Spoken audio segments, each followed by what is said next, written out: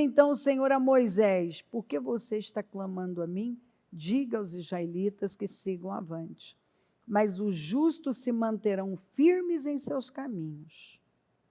Os justos se manterão firmes em seus caminhos. E os homens de mãos puras se tornarão cada vez mais fortes. Vocês não sabem que dentre todos os que correm no estádio, apenas um ganha o prêmio? Então, corram. De tal modo que alcancem o prêmio. Então, o que o povo estava lá, achando que tinha acabado? Qual foi a palavra? Diga ao povo que avance. Os justos se mantêm firmes nos seus caminhos. Ele sabe onde ele deve estar e ele continua. E os homens de mãos puras se tornarão cada vez mais fortes. Se eu continuo trabalhando de forma justa e pura, Deus vai me fortalecendo dia após dia. Corra de modo que você alcance o prêmio. Com teu auxílio, posso atacar uma tropa. Com meu Deus, posso transpor muralhas. Este é o Deus cujo caminho é perfeito. A palavra do Senhor é comprovadamente genuína. Ele é um escudo para todos os que nele se refugiam. Pois quem é Deus além do Senhor? E quem é a rocha senão o nosso Deus? Ele é o Deus que me reveste de força e torna perfeito o meu caminho. Torna os meus pés ágeis como os da corça. Sustenta-me firme nas alturas. Ele treina as minhas mãos para a batalha e os meus braços para vergar um arco de bronze. Tu me dás o teu escudo de bronze. Tua mão direita me sustém. Desces ao meu encontro para exaltar-me. Deixaste livre o meu caminho para que não se torçam os meus tornozelos, Persegui os meus inimigos e os alcancei. E não voltei enquanto não foram destruídos. Massacrei-os e não puderam levantar-se, jazem debaixo dos meus pés. Deste-me força para o combate, subjugaste os que se rebelaram contra mim.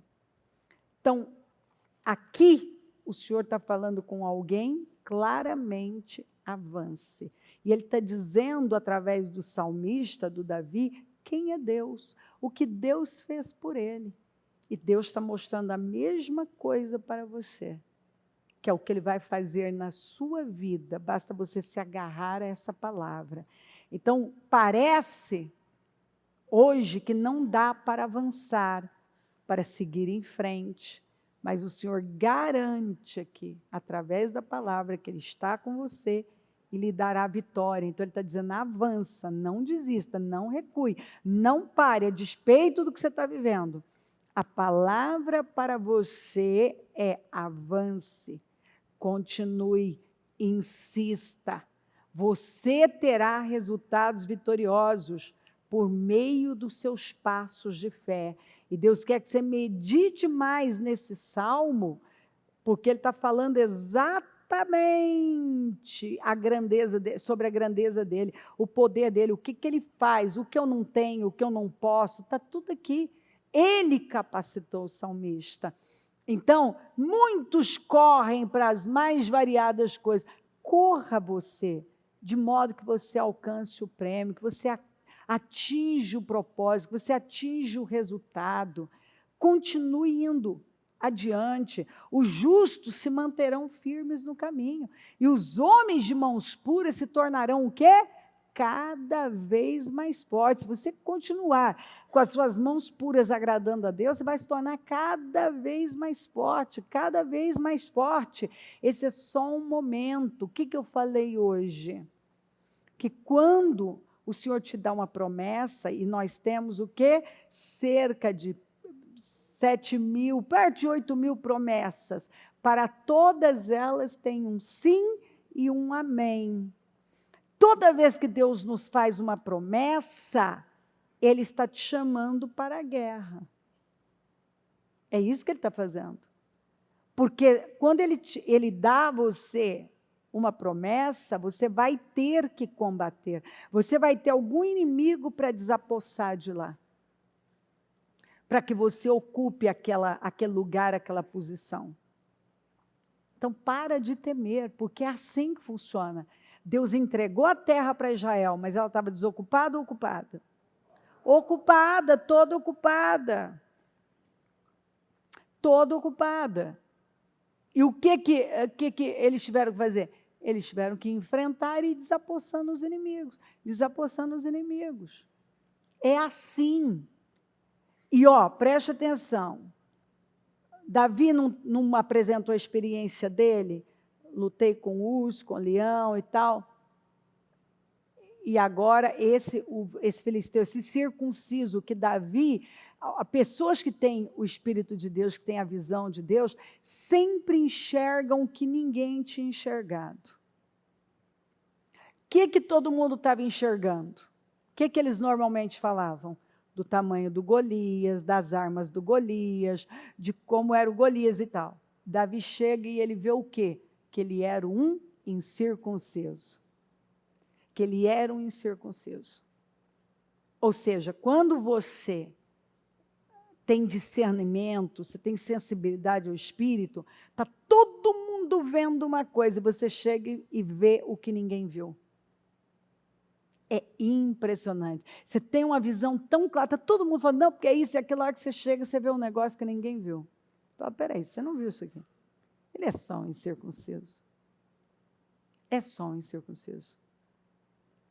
Então, é isso que falta. Você ter essa clareza, esse discernimento de enxergar o que talvez ninguém está enxergando. Mas você está enxergando. Isso é só um incircunciso. E toda vez que você tem vitória em algo, Deus vai te levar para algo maior, não vai? Ele sempre vai nos levar para um enfrentamento superior. Acredite, se você é essa pessoa que quer grandes coisas, espere para os maiores desafios da sua vida estão ainda longe de você ter enfrentado, você ainda os enfrentará. Você vai enfrentar os maiores desafios da sua vida aí na frente, se você é uma pessoa que busca coisas grandes. Porque Deus sempre está nos levando para um desafio maior. Então, Davi teve alguns desafios no pasto, agora ele leva ele para um desafio maior. Depois do desafio do Golias, qual foi o grande desafio da vida dele? Saul, gente. Saul. E ainda, o Golias ele podia matar. O Saul ele não pôde matar. Ele ainda tinha que... Porque o maior desafio do Davi foi se manter puro em relação ao Saul, honrando a liderança do Saul, honrando a figura do Saul, e o Saul massacrando a vida dele, e ele manter-se o quê? Humilde, temente, com coração puro, sem odiar o Saul, e não matar o Saul. Gente, uma coisa é alguém, é um problema tipo o Golias, é grande, tal, mas assim, você não tem vínculo emocional com o cara. Você não tem nada com aquilo lá. Você não tem nenhum sentimento. Muito pelo contrário, ele está lá dizendo, né, eu vou salvar hoje, eu vou matar, eu vou salvar a honra de Israel. Quem é esse incircunciso para falar assim de Deus e da nação? Agora, vem o Saul. Ele tocava a harpa para o Saul ficar livre dos demônios. E aí o cara começa a tirar a lança nele, ameaçar e criar toda essa situação com ele. E trabalha para matá-lo de todo jeito. E ele lá dentro sabe, não posso tocar no ungido, não posso matar o ungido, não posso ficar com raiva dele, Não posso ficar com ódio dele. Não posso fazer mal a ele. Pelo amor de Deus. Esse é o maior desafio, que é aquele que você tem que trabalhar aqui dentro. Não ficar ofendido, não ficar isso, não ficar aquilo, e podendo estraçalhar com Saul. E Deus ainda, ele tem senso de humor. Ele botou o Saul nas mãos dele 2 vezes, que ele fazia picado do Saul.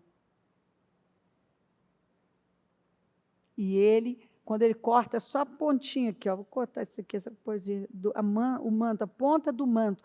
A ponta do manto, gente, deixa eu falar para obreiros. Manto é o quê? Fala do quê? Autoridade. Quando você vai lá e corta só a pontinha do manto do seu líder, você tem que sentir um aperto no coração. Porque você está tentando tirar um pouquinho, nem que for um pouquinho da autoridade dele, da honra dele. E é onde muita gente começa a sucumbir. A hora que ele cortou, ele viu que ele não podia continuar. Ele volta, corrige todo mundo que está com ele e se posiciona. Davi nunca teria chegado onde ele chegou se ele não tivesse tido a sensibilidade na pontinha do manto. Que a pontinha foi o suficiente para ele entender que ele já tinha avançado demais. Você sabe por que os crentes estão do jeito que estão? Porque já perderam esses princípios faz tempo. Perderam a reverência, perderam o temor, porque hoje não precisa de mais nada. Não precisa reverenciar mais nada, não precisa reverenciar autoridade, igreja. Começam pelos pais que não ensinam as crianças. No meu tempo, a gente era levado para a igreja, e ai de nós se desse um pio dentro da igreja. Você voltava com o bracinho roxo, era beliscão de tudo quanto era tamanho. Sério? Beliscão que a gente mais tomava ali dentro da igreja. Eu não podia se mover. Minha mãe era tão obcecada que a gente ia ficar assim. Não podia se mover. Ah, esse menino se movesse.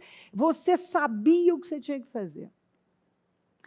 Aí é o seguinte, porque alguns foram muito longe, aí agora vamos soltar tudo. Você vê a falta de equilíbrio?